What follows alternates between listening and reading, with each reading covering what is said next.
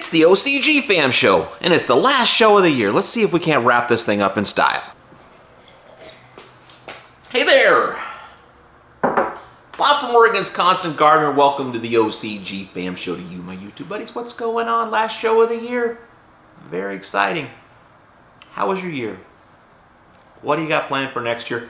Let me know in the comments and we'll talk about it. Let me tell you what I got planned. But before we do that, let's wrap this thing up. We've been talking a lot about this alkalinity thing, about our water's ability to resist acidification and how that affects the pH levels in our soil, in our plants, and making our plants grow big and strong. And some people, perhaps me included, think we've overdone it, gone too far, made that the focus of the show.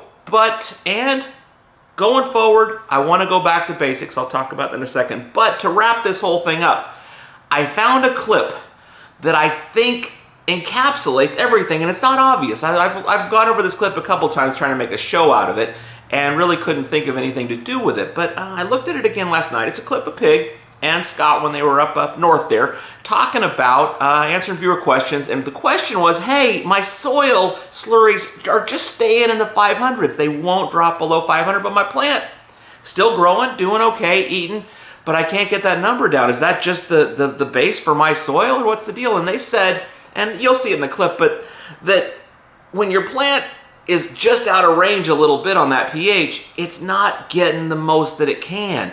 But it's still alive, it's still eating, it's still doing its thing, kind of like we've done this whole year. We've just gotten by. But the alkalinity thing is not just a solution to problems for people that have bad water. It's also the ability to really, really take it to the next level by keeping your plant right in that range where it wants to be healthy. So watch that clip. Let's wrap this up and let's talk about next year. So Tommy Tomato, I feel like I have a reverse lockout. Reverse lockout. I read that right. I've been stuck at 580 parts per million for 10 days, and I think that's my zero if you follow. I think that's my zero if you follow. Should I resume my feedings?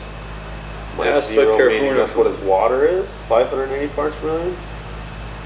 I feel like I have a reverse lockout. I've been stuck at 580 parts per million for 10 days. I think that's my zero, meaning that 580 is just the base, so you can feed higher than that and they take it, but I've got a lot more questions for you, Tommy. I'm going to need you to email me. Yeah, what soil he's in. Yeah, I need to know what the 580 is coming from. The pH of it.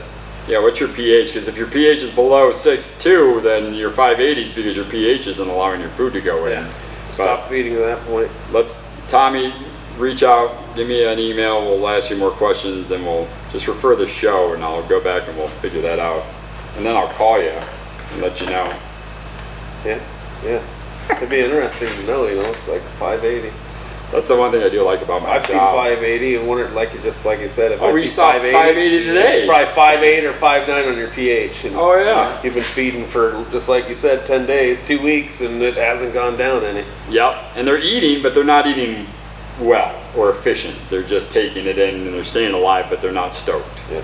So we get that parts per million down, but I bet you, like he said, get us the slurry, pH, and let's figure out that, because that's probably going to be our biggest issue.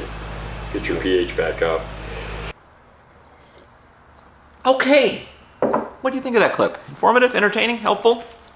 Did that put a bow on the whole thing for you? It kind of did for me. So talking about moving on, this was something of a year, and I feel like I accomplished a lot. I had a lot of free time, did a lot of stuff, but I don't feel so much like I accomplished as I feel like I just survived and got through. And I suspect you probably feel that same way. So, maybe we can have some solemn pride toward getting through this year and some cautious optimism towards next year.